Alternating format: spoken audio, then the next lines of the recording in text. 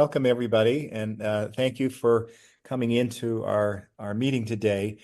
We've been very busy over the last 6 months recreating our agility programs, especially agility for leaders. And we've been conducting some public forums with many thought leaders in the Agile community. So we want to share with you what we've been able to put together and get your thoughts on that.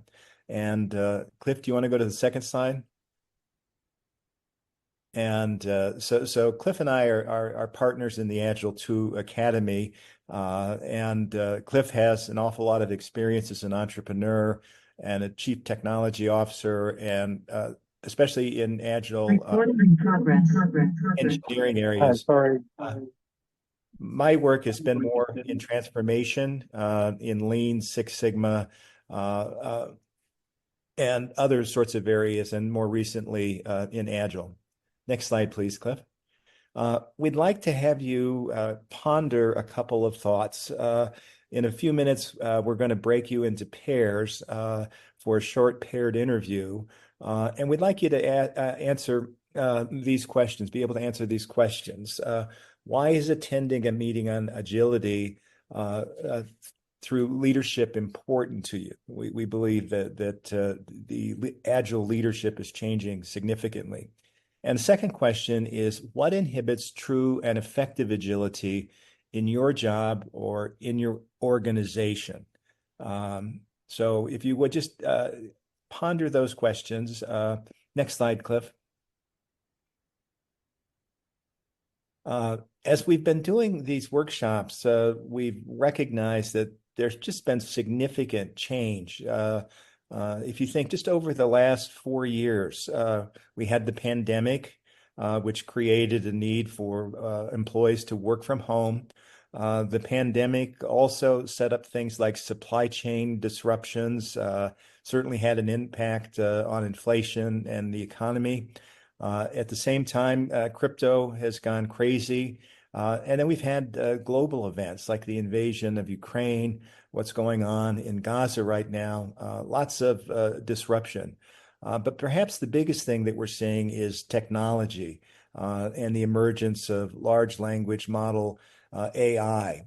These are going to have significant changes to organizations and to leadership. Next slide, Cliff.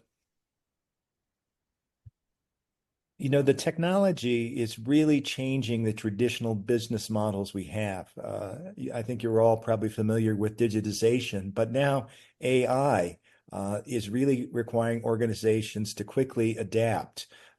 Something underlining this is, as consumers, our preferences, expectations, and purchasing habits are changing, and this is forcing organizations to be more agile and responsive to stay relevant. And agility has shifted from a team type of issue to a very significant strategic organizational issue. And so we've been asking the question, what does it mean for leaders to be adaptable and agile in the face of continuous change? How can leaders effectively communicate a clear vision and purpose that inspires and motivates employees during times of uncertainty? Next slide, Cliff. So we invite you to take some time to recollect on this with a partner. I want to say this is a voluntary exercise. If you don't want to join the interview room, that's fine. But we'd like you to take about 7 minutes total, maybe 3 minutes apiece, sharing your thoughts to these questions. And then we're going to have you come back and see what collectively we can learn from the group. I think it's important that as you interview your partner, that you give them time to really answer these questions and to acknowledge what they're saying. And you'll start with one person, the second will share, and then we'll call you back to the room, and we'll invite each team to share what they spoke about during the paired interviews. Are there any questions about this? pretty straightforward. So Cliff is going to assign you to rooms. Again, if you don't want to participate, you just don't click the button, and we'll figure it out. But we encourage you. These paired interviews are really a great way for us to take the topic deeper. And when we finish, we want to share with you why we're using techniques like this. So, Cliff, if you want to do your magic, it's 6 minutes or 7 minutes past the hour. We're going to bring you back at 15 minutes past the hour, and we'll give you time signals as you're in your interview rooms. Okay, welcome back.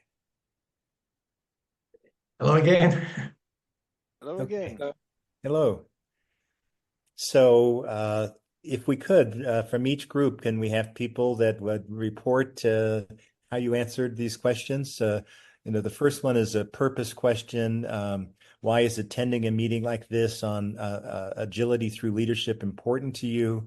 And then the second question, what inhibits true and effective agility in your job or in your organization or in your experience? So go ahead, John. Sure, I think I'm on. Well, Monica and I had a nice discussion, and we kind of are coming at the why part of it a little bit differently. So Monica was telling me about having just finished a consulting thing where she brought two large educational institutions together. And, the only way you merge different business processes is by either win-lose negotiations or, finding a third way through, agilely developing out what the new thing should look like. Um, and from my perspective, I'm interested in it because I'm in an institution that will do something once, document it, and say that's just the way we've always done it, even though they made it up last month. So it's kind of like the do it the first time. That's how we do it. Let's move on, and not ask really how it works. We have retrospectives, we have all of the trappings of agility, but we don't actually make changes. So that's why I'm here. I'm like, how do I actually lead in that context? Um, I guess what it inhibits me is probably pretty obvious. There's like a culture of if it's been documented, then that's the way it is, and why would we go back and change it if it's been documented? Because it's a whole process. Um, and I think that what I was hearing from Monica, and Monica, feel free to correct me, but that it's like the thing that inhibits it is kind of similar, but it's all the laundry list of why not, why to not change things, right? And some of them sound really good, like legal reasons or this or that. So that was our breakout. Yeah, great. So interesting to hear about these organizations and what works and the resistance to change. So thank you, John and Monica. Who else would like to share? Anar, I can speak for myself, and Anar, you can, jump in, whatever. But yeah, so both Anar and I have many years of experience, like most of us on this call, and you know, we've been watching the collapse of the Agile industrial complex.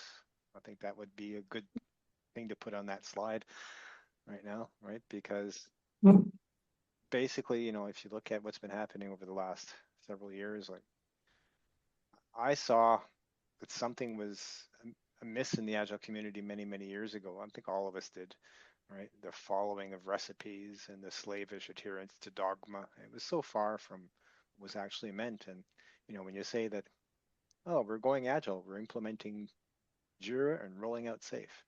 Well, implementing and rolling out are two very anti-agile words if you actually look at it. It's basically, I call it steamrolling. So I think one thing we discussed also is the other aspect, and this is something that comes back, Cliff, and your and I's exchanges sometimes, is that, if you look at the invention of the Scrum Master role in the late 20th century, I like to call it 20th century Agile, um, most of that is based upon cockamamie interpretation of servant leadership. And servant leadership has the word leadership in it for a reason. It should be, done by leaders. A scrum master is not a leader. Right? That was like I said to Anar, I think the invention of that role was a point in time countermeasure to a dysfunction, which has long outlived its usefulness. And so this, the Agile word is completely succumbed to semantic diffusion, as Martin Fowler said. He warned us about it in 2006. Here we are 20 years later, just realizing he was right. That the semantic diffusion has completely taken hold.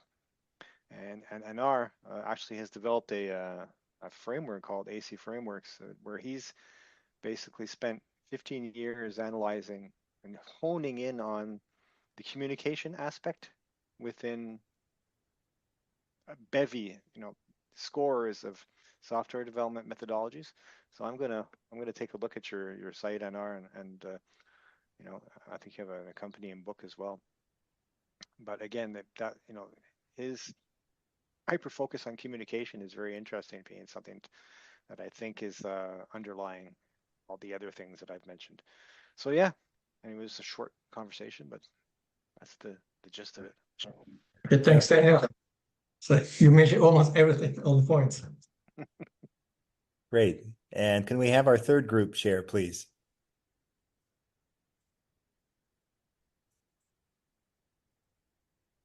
I think Glenn, because I forget his name now, but he said he was going to step out to try and connect from his office, and he left Glenn by himself. I'll save the day. Okay. Yeah, so me and Judd didn't really get a lot of time to kind of get to the crux of the issue, because we were sort of talking about a lot of different things, but I can still distill it down to a few points. So answering sort of the first bullet point there, why is it important? Really, for both of us, is to kind of get more different perspectives, I guess, to kind of broaden our lenses. And sort of the second point is, so he's from Austria, and as you would know, what's kind of unique to the EU is just the regulations there. And so, more or less he finds it can be strangling, is maybe one way to put it, that it's kind of, it can really limit you. So he was telling me that, he's got some experience with Scrum, but, he had his doubts about it. And so he's been, I can't remember if he said he's been practicing or he's been reading about something called disciplined Agile, which he says is a more kind of flexible approach. I'm not familiar with it, so I can't really talk to what that is. But what I said from my perspective is, so being someone that's been, an individual contributor, a leader, a consultant, and kind of seen all different perspectives working in small and large organizations, is I didn't really have the vocabulary to work out what the problem is that I felt.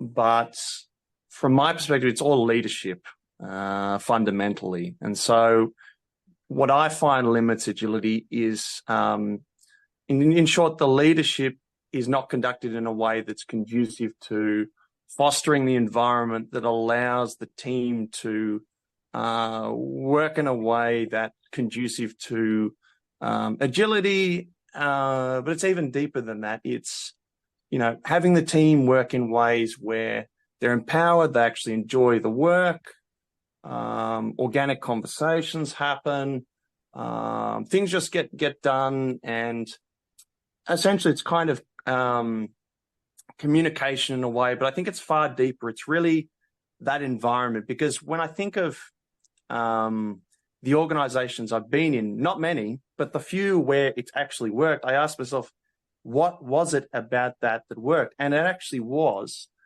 the best leaders were the ones I never saw, but they were always available, and you felt you had autonomy. And so it's that there's something about that I want to learn more about. It seems that on the outset going into it, I always thought, a leader that's kind of, demonstrating the way that is what's needed. But when I actually look at data points from what I've seen and others, it seems to be that it's when you almost don't notice there's a leader, but there's an openness that, they have your side and they let you experiment and fail, and you feel trust that's when you have agility.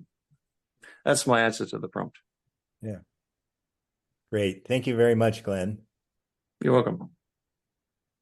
Okay, we're going to move on here. I'm going to turn it over to Cliff, who's going to share with you what we've learned about agility and leadership and how it works together.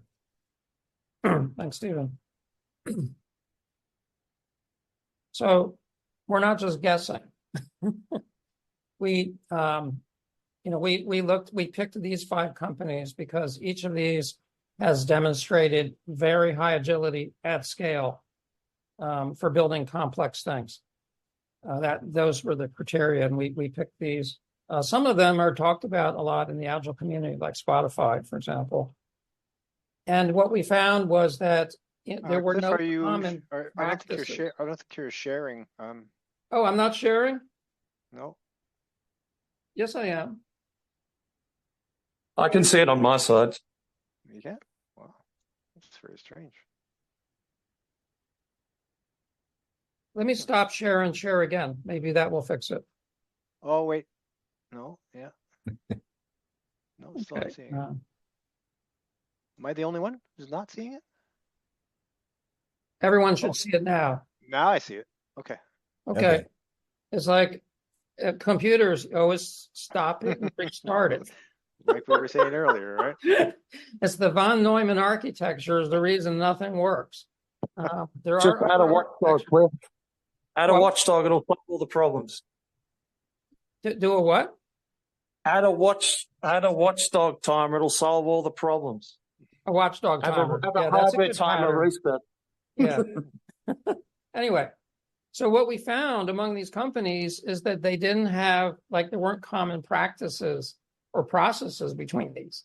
And interestingly, none of these companies mandated or standardized certain Agile frameworks. In fact, at some of these, they actually never even use those words. And yet these companies are highly Agile. Some of them are software, some of them are hardware, and some are both. So what are they doing? And it turned out it was behavioral. And we also ran a series of focus groups with people in leadership roles. It was open invitation, and we had 3 of them, and did a lot of deep discussion on the traits that they felt that leaders need today in today's complex, fast-moving environment. And what we got from that actually was really interesting and really nuanced. We can find it on our website. If anyone wants the link, I'll send it to you. But the bottom line is it had to do with these skills, leadership skills, and the attitudes of the leaders, that those were the things that were most important. Stephen? We've also been working closely with the Agile Alliance and a couple of the people that wrote the Agile Manifesto. Next slide, Cliff. And in the discussions that we've had, they echoed what I said earlier in the beginning, that agility has now become an organizational level competitive factor, not a team thing. It's become strategic. They amplified the thought that I think all of you have said, that agility is mostly about leadership and behavior.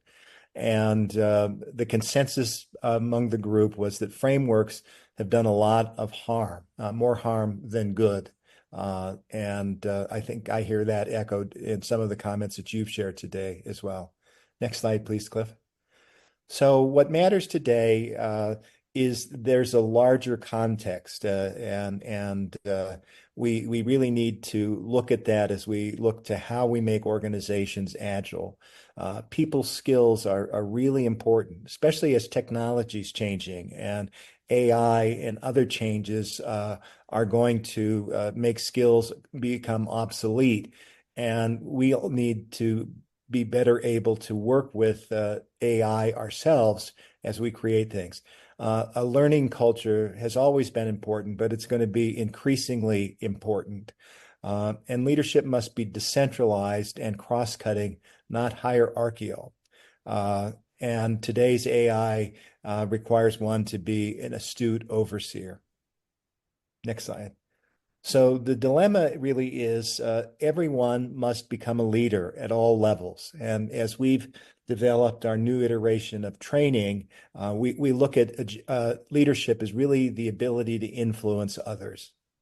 Next slide, Cliff. So we've created a new course that we'd like to share with you, the outline and what we get into.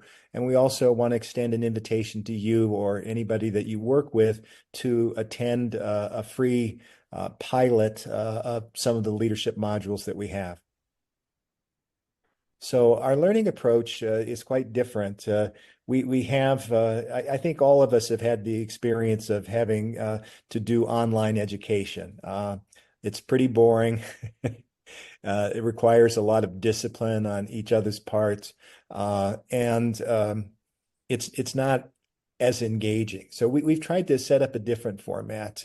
We're going to have both an online asynchronous class that people can take, and we'll show you what we've done with that to make it much easier to go through. But we're also going to have synchronous live sessions like we're doing here. You got a chance to get a taste in that little breakout that we did, that we have interactive live sessions where we do paired interviews.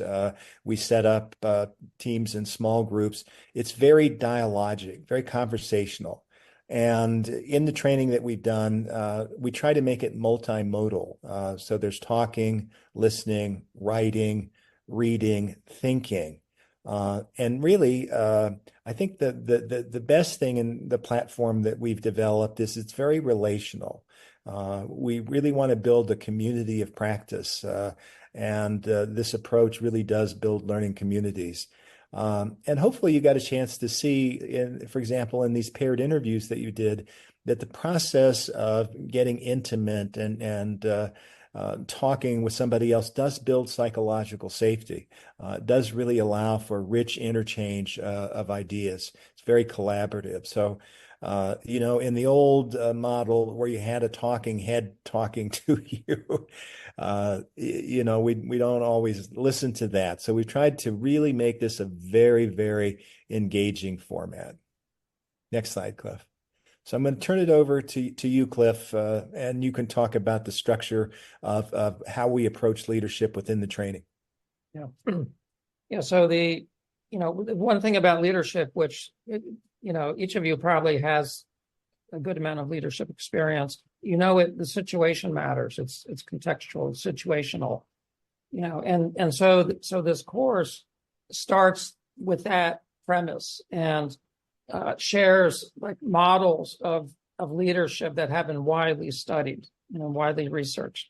So we're really, assembling the research that pertains to agility and effectiveness, agility with effectiveness, and sharing that in this course.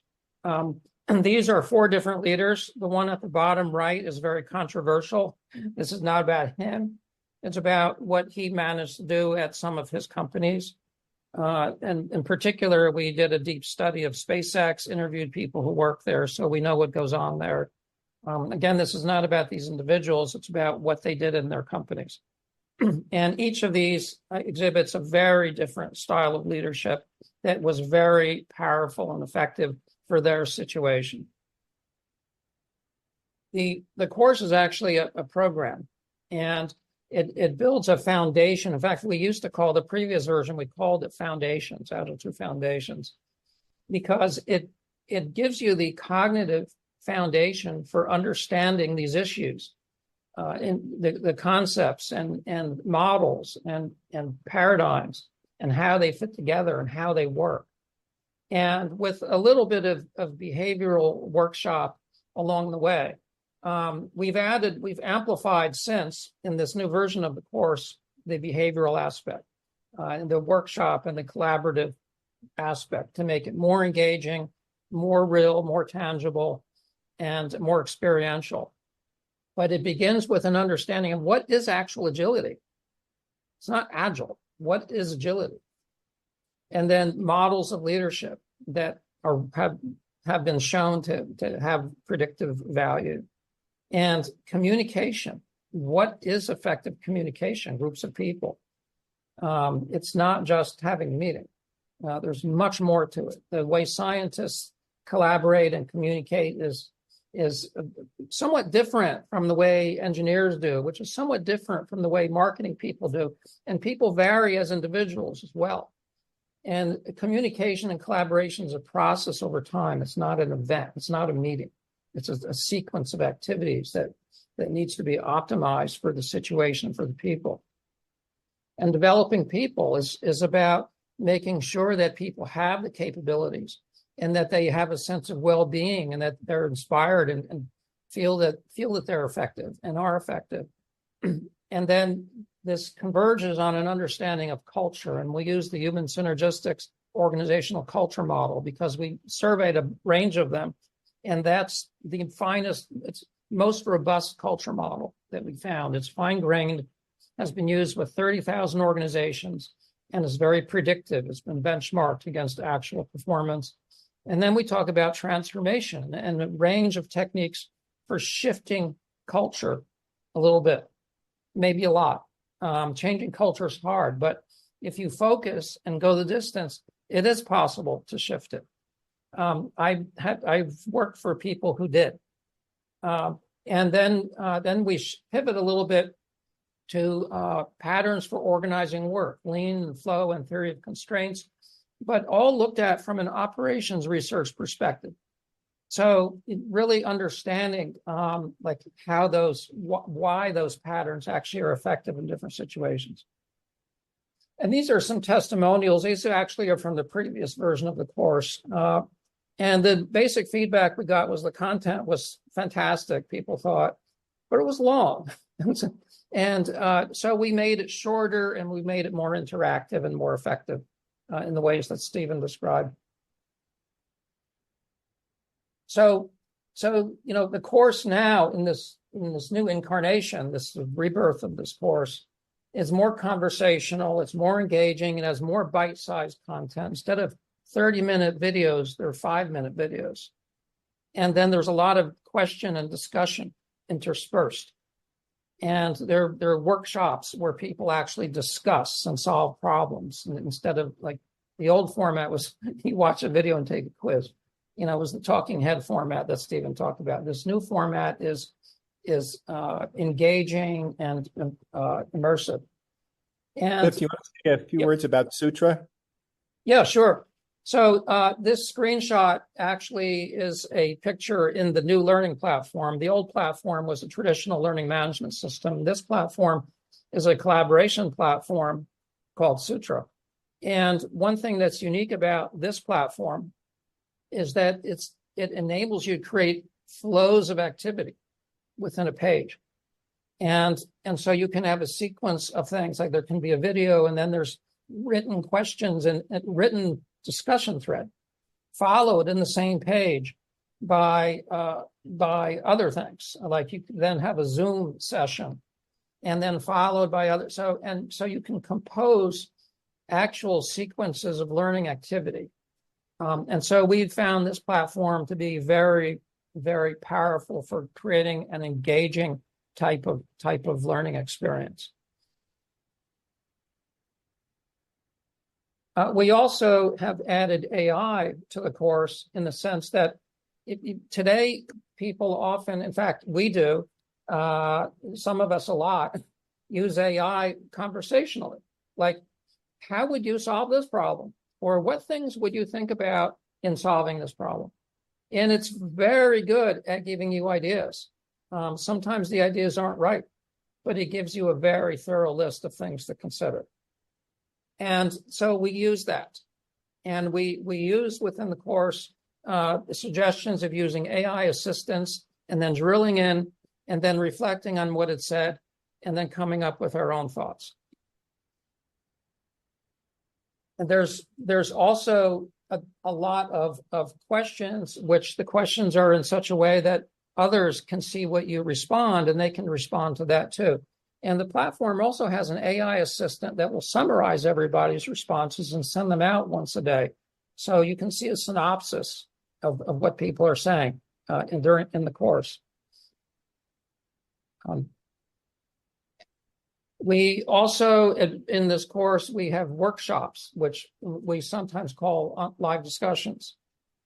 And that kind of is the backbone of the activity, because that's where things happen.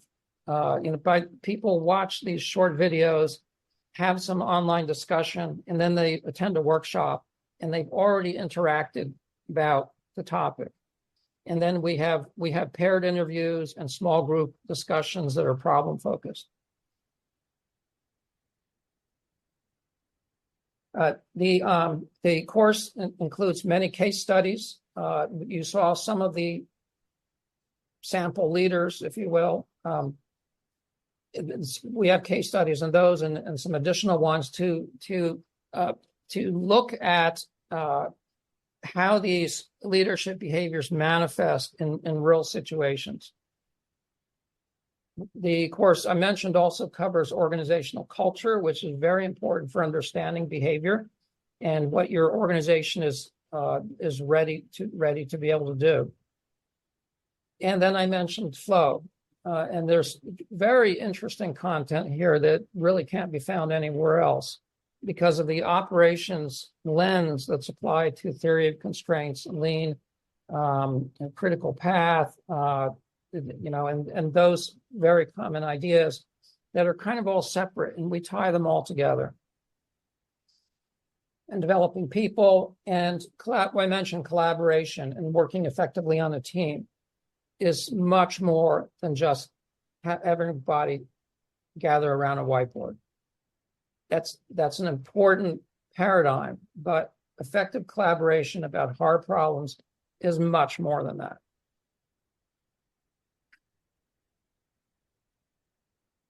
And there's also deep dive on these topics for those who are interested. It's not, we don't go over it or really, but it's there. This is the original version of the course with the 30-minute videos.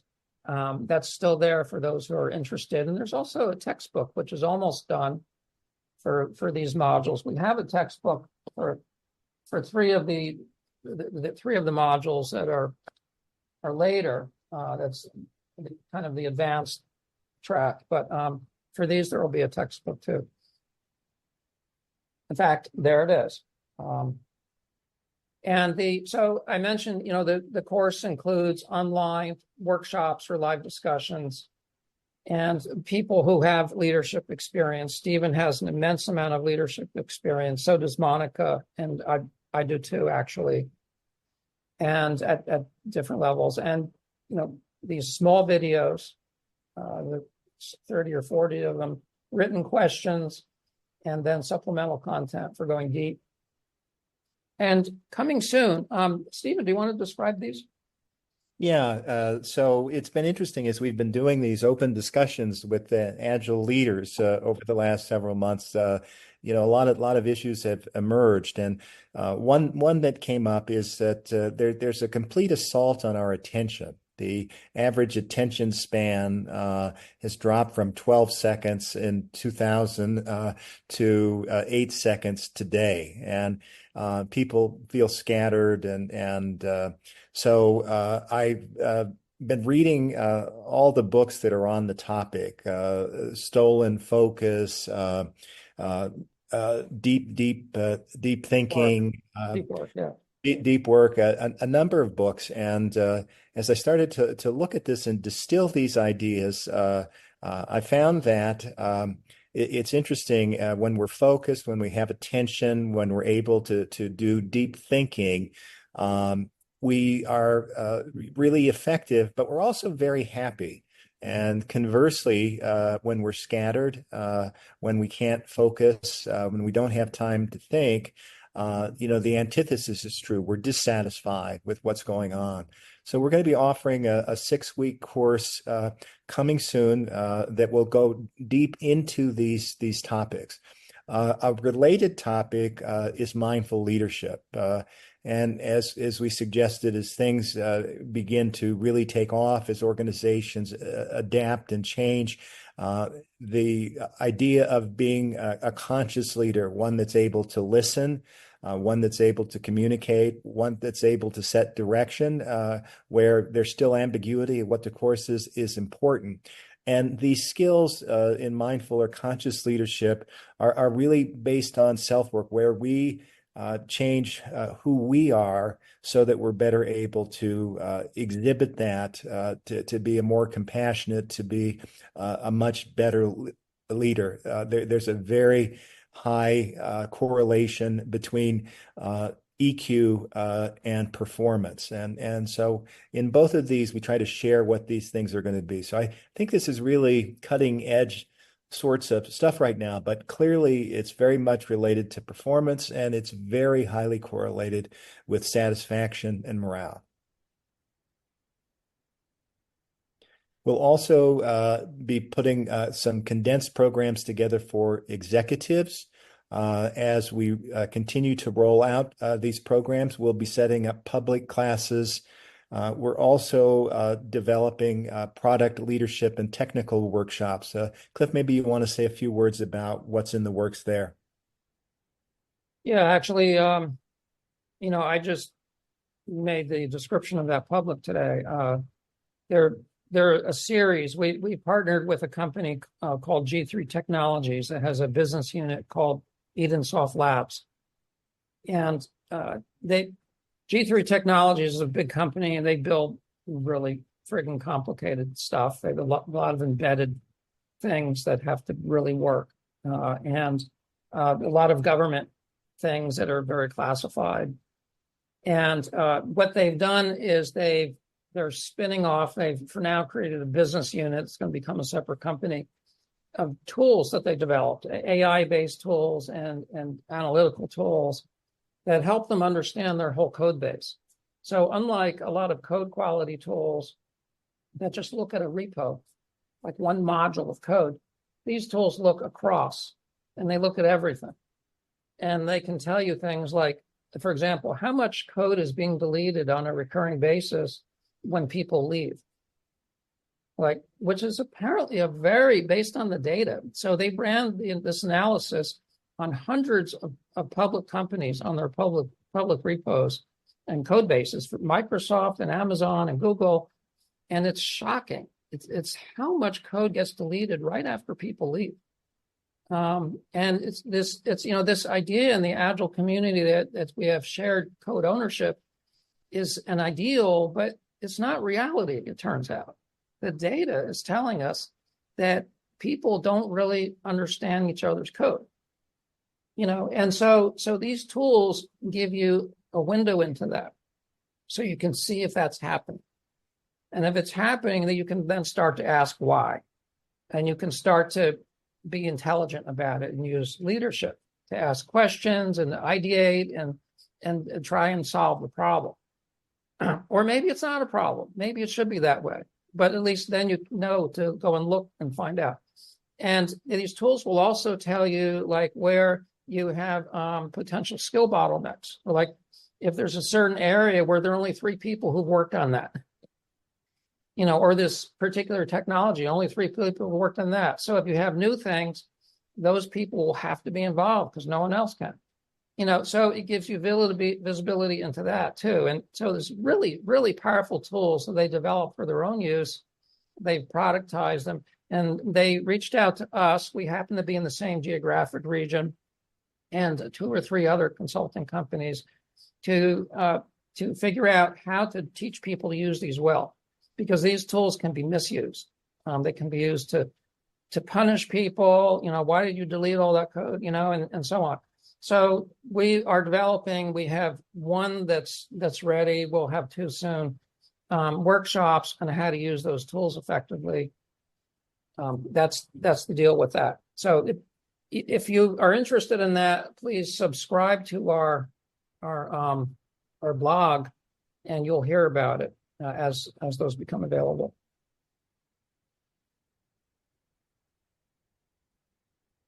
Stephen, do you want to do this, or do you want me to do it? We actually didn't decide. Let me do the blue and you do the red. Okay. All right. You do the blue one. Okay. So really, as you've seen in this conversation that we've had today, and as we've listened to what you've said, Agile has never really worked effectively. And we've said that it's imperative for agility. It's become such an important function organizationally for organizations, and leadership is key.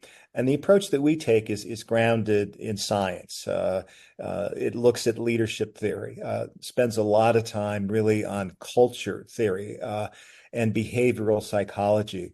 And Cliff has mentioned it's grounded in cognitive science and operations research.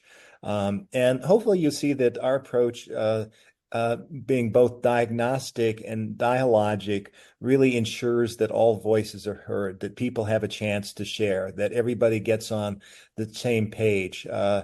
And we hope to teach leaders to help people create an effective approach that they own. We also use clean language, as you know, Anar was saying that communication is so important, and clean language is a very good way to do that. We also look at the theory of language and looking at an organization as a series of conversations, which sheds some light in to really focus on what's important. So, Cliff, I'm going to hand it over to you. Okay. You did the good one. The red one is, yeah. So also, you know, we are not like a bunch of junior Agile coaches, as you can probably tell. You know, we've had substantial careers. Stephen has had executive roles in big companies, and played a major role in transformation after transformation in different contexts. I also have done a huge amount of work in that. I've been pretty much at every level, and had almost every job role in technology. And Monica is similar, has a huge amount of experience in organizational change and leadership. And the point there is that, you know, a lot of companies, unfortunately, that offer training programs that have the word Agile in them aren't really qualified. And there's no other way to say it. They know Agile frameworks, you know. So anyway, I think that's an important point to make. And this training is different from a lot of leadership training as well. There's a lot of great leadership training. We've surveyed them. There's also product leadership training. We looked at courses from Harvard and Cornell, and what seems to be the case at every single one we look at is that they're very traditional. And the leadership programs in particular, the product leadership tends to be a lot more tangible, but if you look at just leadership programs, they tend to be entirely focused on soft skills. And the soft skills are really, really important, but it's not enough. You also need to understand like how to get things done. You need both. You need all of that. And our program looks at the entire problem, and from an agility perspective, from a move quickly and be able to pivot perspective, using these disciplines, the leadership theory and culture and behavioral psychology. And that's what makes this unique, frankly. So we want to offer an invitation to you if you'd like to attend a sample of this course to get a sense of what it is. We have a program beginning next Monday on September 9th. We're going to cover the first two leadership modules during that program, and it's 4 weeks long. The investment in time is 2 to 4 hours each week. So that would be to get on Sutra, to review the videos, to answer the questions, and then also to participate in the weekly live discussions that we do. And we extend the invitation to you or up to 3 people from your organization. And if you're interested in that, we're going to put a link in the chat right now, and you can join the free course. Yes. Let's see. Okay.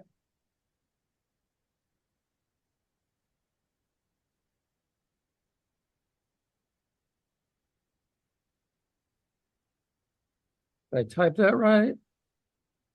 Yes. Okay. I hope that's right. Yeah.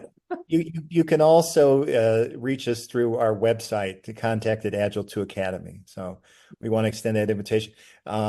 Before we wrap up, we have one more activity, but I want to stop at this point and just ask if there are questions or comments that you would like to make about the program that you've attended today.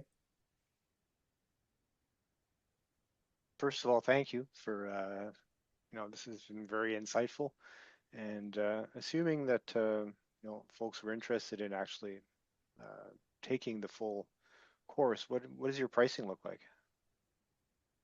Is that available on the site or? Yeah, we actually haven't made a final decision on that. So the full course, is 9 modules, and what this, what we're proposing here is the free 2-module intro, and the intention of that is to give people a feel for what the course is really like. And by the end of that, we will have the pricing settled, but it's likely it will probably be somewhere in the range of excuse me, $40 per person per workshop is what we're currently thinking, but that might change. But that's probably a ballpark. So there's something like, for the entire 9 modules, there are, I think, like 30 workshops or so. But the course can be taken in tracks. And so that's actually described on the website if you look for the course, and we'll send that to each of you. That actually sounds quite reasonable. 30 times 4 to be what, $1,200 for yeah. What would you say is the total engagement length in order to complete the course? Is it? Well, that's why. Sorry, I don't want to monopolize the question. No, but that's an important question.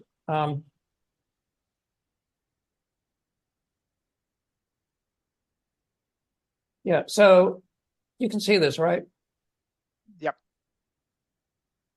Yeah, so this actually is not a good chart because it doesn't describe what's in these. There's a better one, which we're going to replace here. But, this explains, basically one track is, modules 1 and 2 are part of the free thing. And then 3 and 4. And then for modules 3 and 4, there's 6 workshops. Module 5, there's only 1.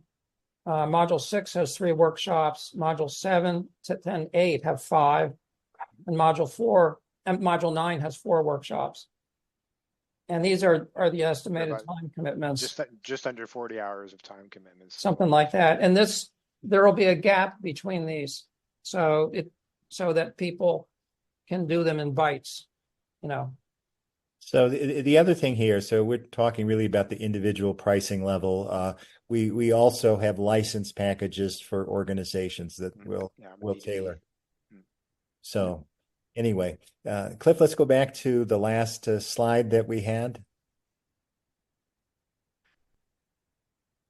So we'd like to thank you for your time today. Cliff has put together a really short poll of three questions, I think, that if you can, before you leave, if you could complete these for us.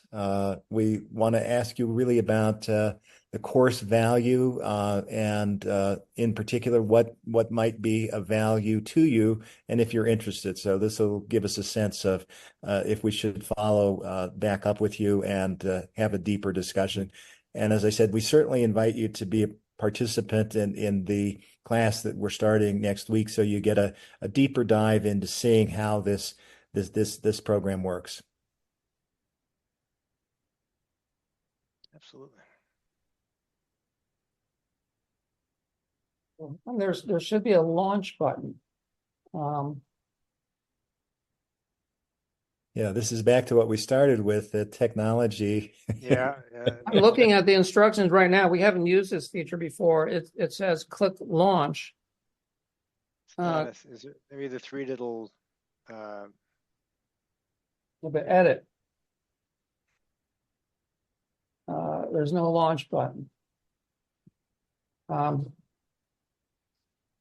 Anyway, instead, maybe you could just put it in the chat, since apparently this is not working according to Zoom's own instructions. So if you could just put in the chat, the answer, does this course seem like it might be of value to your organization? And you can say, you don't have to use these words. You could say, absolutely not. Or, oh, yeah. So use whatever words you think are appropriate. And would you yourself want to take the course? That's not a commitment. This is just a poll. So this won't result in you getting signed up. It's just a question. Would you yourself want to take it? And then the third question, how could we help to provide more info to help you or your organization decide? What could we do to help you figure out if it would be worthwhile? So if you could just put that in the chat, that would be fantastic, because I don't know why this poll doesn't have a launch button.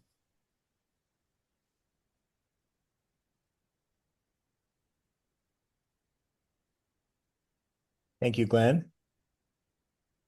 Thank you, John.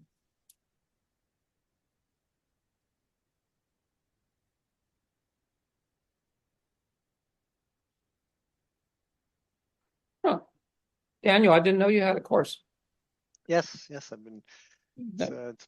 I can definitely quid pro quo. I could definitely show you guys open the kimono, because there's a big world out there. We don't need. I really believe that the world is yes and. Well, actually, we're actually over time, but if you have a minute, I think the work we're doing with the Agile Alliance is going to lead to some statements. I'm actually on the team that's going to figure out what to say, and kind of reimagine, the Agile Alliance board is very disturbed with all the frameworks. That's broadly true about all of them, and so it's likely that there will be kind of a series of papers and statements about fixing things, and so I'd love to see the content you have. Thank you, Anar. Yeah, so there might be a chance to kind of realign things in a productive way. Yeah, no, I'll be definitely Okay. very pleased to show you. So Okay. maybe just reach out to me on LinkedIn, Cliff, and you give me or Stephen, and give me a sense of your availability. And I'm pretty available for the next 2 weeks. Okay, great. Definitely like to share. Okay, we'll do. Be Okay. as generous as you folks have been. Yeah. Well, thank you, Glenn and Daniel. We appreciate you joining and look forward to continuing our conversations. All right, folks. Thanks. Thanks a lot. All right. Soon.